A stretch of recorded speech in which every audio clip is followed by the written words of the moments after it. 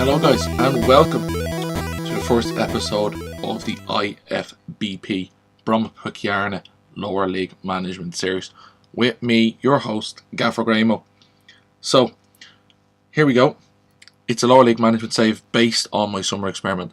Last summer you might have seen on my WordPress site and on Twitter that I took control of Swedish third tier side, IF Brommapojkarna, BP for short.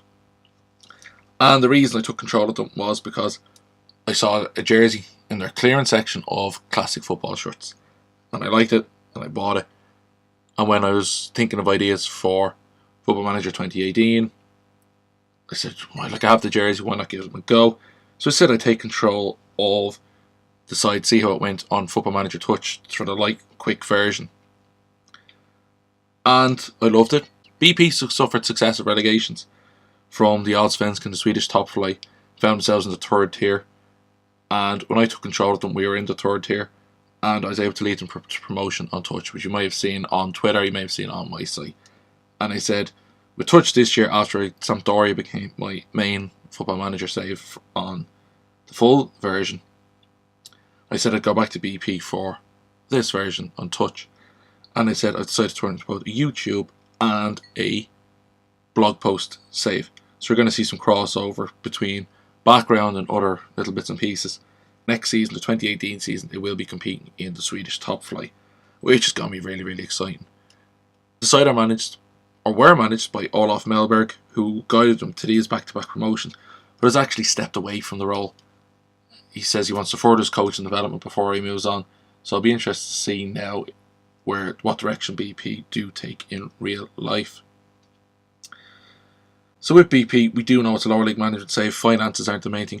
And in fact, in Touch, I actually managed to annoy a lot of the fans because they never signed any players. I only sold one player then as well, which was Felix Bejmo, who was our right back and at the time was our best player. And that actually turned the fans against me. But looking at the squad this year, I see a lot of faces, old and new, right the way through the squad. Some players standing out from all the good things we did last year, such as Gustav Sandberg Magnusson, ball-winning midfielder, and Marcus Gustafsson. These two players did form the basis of my midfield last year, along with Nguali, I believe the player's name was, but he, obviously, I can't see him here at the moment in this squad, so he must have moved on. Carl Starfelt was our star centre-half, but unfortunately for Carl and for us, he is going to Göteborg in January 2018, so I get one season with Carl before he does move on to pastures new. As well as this, in our squad, we also see another familiar name here for me, and that is Rasmus Emanuelsson, who was our goalkeeper. But this season, in 18, from Touch 18, he seemed surplus requirements because in fact Budimir Janusevich was the goalkeeper who was with BP this season, who guided them to promotion. But he actually is leaving in real life. He actually announced he wouldn't be staying this season. Kyle Conway was also another player. He actually became an international with me in Touch. He is a centre-back or a full-back, and he kind of fits in between both of these roles. Eric Figueira was a fantastic left-back for me last season, who did contribute to a lot of goals, especially from his free kicks. And Joe Quayberg as well was also another left-back who was really, really strong for me, so it was good strength and depth at that position. We can also see from Eric Figueira, he can also slot in as a left-sided centre-back, which is going to be fun. Other players there we see in the squad, Jacob Ortmark, Tim Soderstrom, Kevin Cabran. These guys really contribute, and Victor Gyökeres was a real bright prospect. He's a great defensive forward, great potential, but as you can see, he's actually going to be signing for Brighton in January 2018. So halfway through Brighton season, they're going to be getting this young guy into their squad. For me, it's going to be at the end of this season. So for me, it's going to be great to get to manage him again because he's the guy who's obviously making the move to England, a big club, but only having for a year is going to be very, very bittersweet. Now, I'm going to look at the report and let's see what abilities there are and what the squad. Obviously, in Touch we get a lighter version, so there's not many staff opinions we can get. As you can see, Frederick Hammer is actually our brightest star potential. 15-year-old technical centre midfielder, and as well we can also see that Victor Gyökeres, an 18-year-old defensive forward, are two of our brightest talents. The key to Frederick Hamar is going to be trying to keep him, because there's some serious clubs here looking for him. So trying to keep him at the club long term, building the squad around him is going to be a big challenge. As you can see as well, Carl Starfelt, who's also another player who has 5-star potential, is also going to be leaving the club, as well as Victor Gyökeres. So keeping these guys is going to be very, very key. If you look as well at the current ability, a lot of these players are quite young, so it means the current ability is quite low. BP are a squad and a club known in Sweden for their good youth academy. But if you look at current ability, Victor and Karl are actually two of our best players, despite the fact that both players are in modern clubs regarded as young. Kevin Cabran, Christoph Brandborn, Marcus Gustafsson, Gustav Sandberg, Magnusson. These guys then are going to be the key guys we're going to be building the squad on. All in that kind of mid-20s kind of bracket. So these guys are going to be really, really key to how our squad develops. An interesting name jumping out to me down there, though, is this guy, Besard Sabovic. Didn't have him last season because we can see this season he's on loan from Djurgården. A ball-winning midfielder, so he'll be a great understudy there to have in the centre midfield. And maybe, who knows, he could be a potential long-term signing for us should we get promoted to the Allsvenskan at the end of this season. Tactically, we can see it's a 4-2-3-1 setup, and I said that the reason this is because of how I like to set up. What I'm going to do is I look at the best role. I look at the players and see what the best role is, and from here is what I'm going to build the squad on. Janusevic is a distributor, which is going to be interesting. Falkmaar is going to be an interesting guy to have at right back. As you can see, he's 3 stars. While we have the likes of Forss and Catenacci with this 4.5 star potential. It could be a case of this guy is the future, but definitely this season, Falkmaar I think is going to be the guy who gets a lot of starting at right back.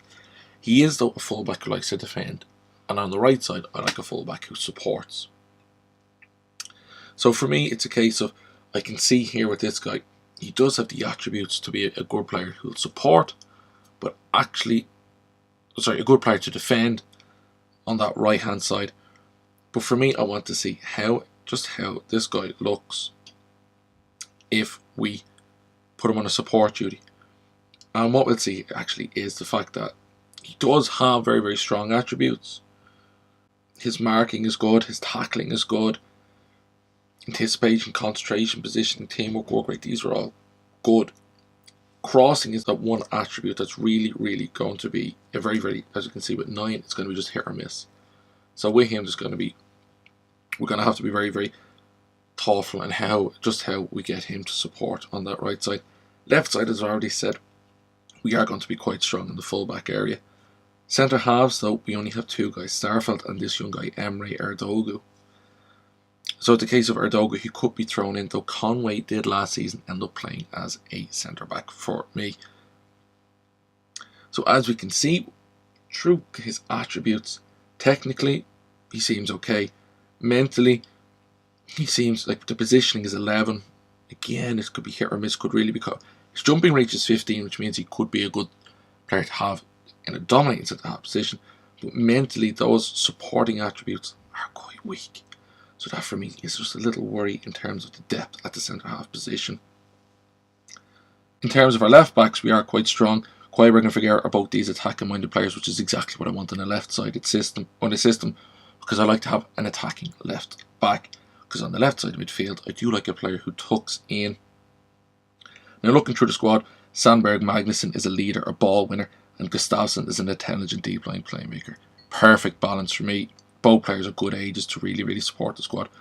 Then we have Jacob Ortmark. If we do switch to that flat 3 in the middle of midfield, the fact he's an attacking playmaker who likes to play in the centre of midfield could really be the key to how the team drives forward.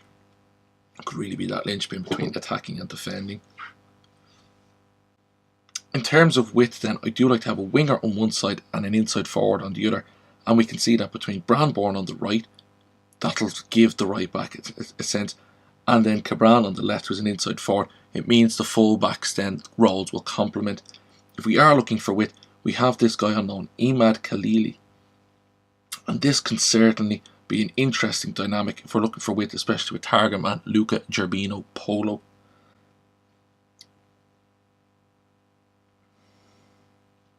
As you can see with Cabran's attributes, although his finishing does let him down, dribbling, passing, technique are certainly his technical attributes that really, really help. Although the decision making could be something that lets us down or on the edge of the area. Luca Gerbino Polo, as you can see, his heading, the key technical attribute of a target man, is exactly what we want. However, his passing is 9. And And for me, that's a worry, and it was a worry last season. I actually did get quite frustrated with poor Lucas Polo at times in terms of his support play on the edge of the area of the target man. Now for this man, Viktor Gyökeres, he is a defensive forward, and he does have the attributes to make a strong defensive forward, while Marko Nikolic as a false 9 could certainly be an interesting dynamic there again in terms of how he lines up with a 4-2-3-1 or even a 4-4-2 at times. Tim Soderstrom was a guy who I did use as an attacking midfielder or a striker last season. He did alternate between a forward or an attacking midfielder for me. Now, he does have the attributes to fulfill a certain few roles, but for me last season, I used him as a poacher when he started off up front. Despite the fact his finishing was only 10, he was able to cause a lot of problems in the box. His anticipation was enough, and his off-the-ball movement was enough for the level we were at last season to get away. Though when I played him in the attacking midfield role, I always stuck to him as a shadow striker and often off Garbino Polo, the target man. And it was from there he contributed a lot in terms of the goals. In terms of our strengths and weaknesses, as you can see here, there was plenty of strengths that are really exciting, especially for me in terms of youth prospects, decisions, and in terms of the staff, because coaching is something that I find really important to me in terms of developing the squad, and especially with the youth prospects being so good. We can also say there is good strength and depth in the squad as well, and in terms of the quality of the players we have there, really do stand out. Now in terms of our weaknesses, overall depth and transfer budget does have some slight concerns. What will mean I have to look towards the youth system to try and find the players there that I'm going to develop to bring forward in our squad.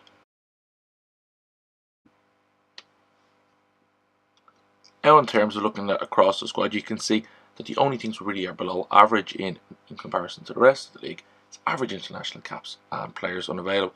And the goal now this season, of course, is to try and keep players unavailable as the lowest in the league. Looking across our positions, you can see that we are the highest average team in terms of decision making, in terms of first touch, and that's going to be two good places which we can build our squad upon. In terms of our passing, we are also almost highest in the league as well, so that's going to be certainly really a positive to really build our squad around. Our goalkeeping situation is in and around the average mark, so in the long-term development process, especially for a team as ambitious as us, improving the quality and the strength and depth of the goalkeeping position is certainly going to be one of our key goals. Our defenders, you can see as well, are quite strong, the quickest in the league in terms of acceleration, that burst of pace. Also being quite high as well in tackling and pass, and sorry, not passing, in terms of pace. So looking forward, okay, you can see that this quick burst is going to be something that's really going to be helpful in terms of our fluid movement, our counter-attacking approach to how we play each game.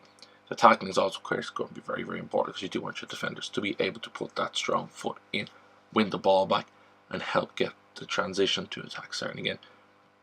Our midfielders are also league leading in terms of passing, in terms of vision, in terms of decision making. That's just an incredible trait to be really leading the league in, because it's a case of, your midfield are going to be very creative in terms of how to use the ball. Being below average and tackling up is something that I am quite worried about, because it's going to put a bit more pressure on our defenders, or it's a possibility of also giving away more fouls as we try and win the ball back across the pitch. So it is going to be one area that we really are going to have to keep an eye on in terms of how the team sets up to make the most of it. As you see, our defenders are quite good at tackling, so it's really going to be a lot of strong emphasis on them in winning the ball back. Our strikers then aren't the best in the league in any stretch of the imagination, but they are above average in many regards. Only acceleration is where they fall drastically below. So in terms of how we set up and how we get the ball to the strikers, knowing that the acceleration and that burst of pace is average and below average in terms of the league strikers, it's going to be really have to make us think in how we get the ball to the strikers, how we create chances further up the pitch. Physically as well, we are one of the paciest sides in the league. Being able to do this is something that's we can certainly try and adapt to sprinter game to certainly make the most of.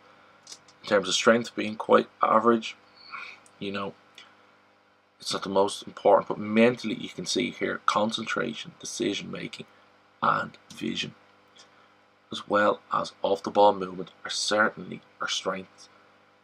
Having a team that's concentrating is of course very important in all phases of the ball, but in terms of decision making, off the ball movement and vision, you can open up the pitch in terms of passing to space, and hopefully that is what can make the difference for your side. Technically as well, we also are league leaders. First touch, long shots, we lead the league in the average. So we certainly know if the ball comes loose around the edge of the area, we can certainly be confident that our players having a pop, hopefully getting it on target, making the most of it, as well as seeing the likes of tackling and other small attributes such as passing. We have a team that's really, really capable of being effective across all phases of the ball. Now, in terms of our fixture list this season, how's it going to go? We do have the Swedish Cup group, and we're in Group 4, where we're in Djurgården, Hammarby and Västerås. So that's really going to be really tough. We do have the 2 games against Djurgården, we do have the second friendly against them. So it's going to be an exciting prospect to take on a team like them twice in pre-season, especially in the lead up to the first league game of the season against Alsvingsburg. Apologies if I did pronounce that wrong. So we are in the group. The Swedish Cup does take on a group format in the second round. So as you can see there, we do have quite a challenge ahead of us here. Our scouting knowledge is also quite diverse. As you can see here, our scouts have obviously got the knowledge of Northern Europe, Scandinavia down to a T. So hopefully that's a market we can really exploit in terms of where we do recruit our players. We also have good knowledge of Eastern Europe, and across then the rest, Central and Southern Europe, our knowledge isn't exactly great. But there also is that diverse attraction to South America, which could certainly see some interesting prospects being brought into the side as we develop over the course of the next few seasons. Transfers, the business already done, are those 2 players that we've already seen. The free transfer of Karl Sarfeld to IFK Göteborg, and then Victor Gyökeres' £950,000 move to Brighton. Both will be taking place at the end of our first season in January 2018. As you can see with BP, we're quite just an average side in terms of facilities, but it's a team we can certainly hope. Our League 3 has certainly shown promise over the course of the past few years, but the media predicting us to finish 3rd in our first season back in the Superettan. So hopefully, in the FM sense, we can build on this exciting prospect in the future and overachieve and get that promotion. We are a side that's only got that one trophy. Real life, and which I also managed to win last year in touch, was that First Division North title. So hopefully now we'll be able to add a Superettan title to the cabinet, just as Brommapojkarna and Olaf Mellberg were able to in the last few weeks there. Looking at our reserves, as we name jump straight out here, and that's Victor Göransson. Victor served as my understudy last season to Rasmus Emanuelsson. So hopefully now in this upcoming season, he might get a chance to develop while out on loan at a Sirica or affiliated club. Looking at the potential ability here, Love Ruttersford is a player that jumps out straight away. Love was a great player for me, and unfortunately I did have to sell him in FM Touch 2017. Broke my heart to let him go, but as a left-sided inside forward, it's great to have an understudy to Kevin Gabran coming through in future terms, because it is a position that I really do love to exploit. Love does have great attributes for a young prospect, and hopefully the loan spell will help him develop into that first team player we'd love to see. We also see as well some plenty of exciting talents coming through, especially our 15-year-old young goalkeeper here. As we said, goalkeeper position that we have been told is a bit of a weakness, but the interest from Kalmar is going to be tough to stave away. But hopefully we'll be able to keep him and help develop him into a first team regular. Across, we also have a good diverse selection of young players here, all of which have plenty of potential. All of this potential will, of course, hopefully be received. Young players here as well stand out to me, like Jonas Takali and Amadeus Sogard. Both of these players did feature last season for me in my summer experiment in FM Touch, and with players that I will hope to reintegrate into my first team squad this season to give it extra strength and depth, and also help these young players achieve that potential ability that we believe as a club they have, and become integral parts of the BP system and the BP way we're hoping to establish here in this series and in this save. So this just draws the end of the first episode together. As you can see, this Superettan is going to be a very, very challenging time for everyone here at the club, but hopefully one where we can look forward. A successive promotion will be great, but it's going to be made all the tougher by seeing 7th place there. You see Helsingborg today, and they jump straight out for me straight away because of their history, because they're a name that we all know as a side who would do well in Swedish football on a regular basis, will be one of the teams that we've seen at the top in recent years. Now, for those of you who are unaware of Helsingborg, this is a club who have been the champions of Sweden 7 times, most recently 2011. So I'm sure for everyone at the club to find themselves relegated in 2016 was a huge disappointment, and they'll be looking for a record that they set straight in the upcoming season. After all, the goal is to get here into the Swedish Premier Division and challenge 19-time champions Malmö. So there we have it, guys. BP, the adventure. It's going to be fun, it's going to be exciting. Between this blog, YouTube, updates on Twitter. So catch me there, and I will see you next week. Until then, guys, good luck. Bye-bye now.